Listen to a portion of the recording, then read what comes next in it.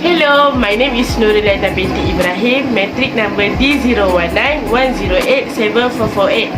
Now, I will discuss about the importance of informed consent form to the athlete before the assessment and treatment done. What is informed consent form? Informed consent is a process of communication between you and your healthcare provider that often leads to agreement or permission for care, treatment or service. Every patient has the right to get information and ask questions before the procedure and the treatments.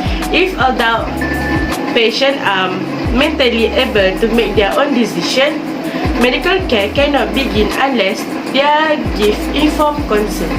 The informed consent process makes sure that your health care provider have given you information about your condition along with testing and treatment options before you decide what to do.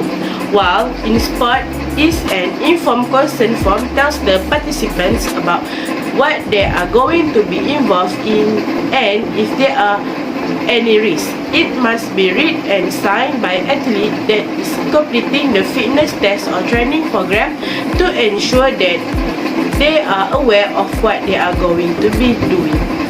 For the example, an athlete that got injured come to the sport therapist for treatment. They must sign the consent form before the therapist give their consent to exercise and stating that have fully disclosed all items that may in any affect their exercise participant.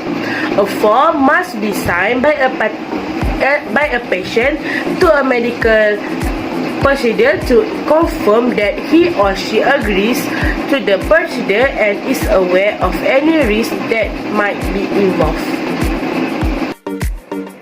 The main purpose of the informed consent process is to protect the patient. A consent form is a legal document that ensures an ongoing communication process between you and your sport therapist. It implies that your therapist has given you information about your condition and treatment option, that you have used this information to choose the option that you feel is right for you. Did you know that you can change your mind after signing the consent? Yes, you can change your mind at any time, even if you have already started the treatment. Let your therapist know your wishes. But what if I don't want the treatment being offered? It's okay, because you have the right to refuse any all the treatment options. You may also choose other treatment options that have been presented to you by your therapist. Even if they are not as well proven as one of your therapist recommends, you may also refuse part of the treatment option without refusing all care. For the example, you may choose to refuse surgery for your injury, but you still wish to treat for your pain. In this case, it may be up to you to find another facility or alternative to treat your injury.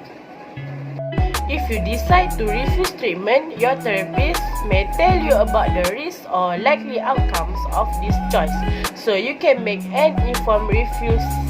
This is you understand what could happen to your health by refusing the recommended treatment, but you still don't want the treatment. In this case, you might be asked to sign a form to state that you received this information and that you still choose to not be treated.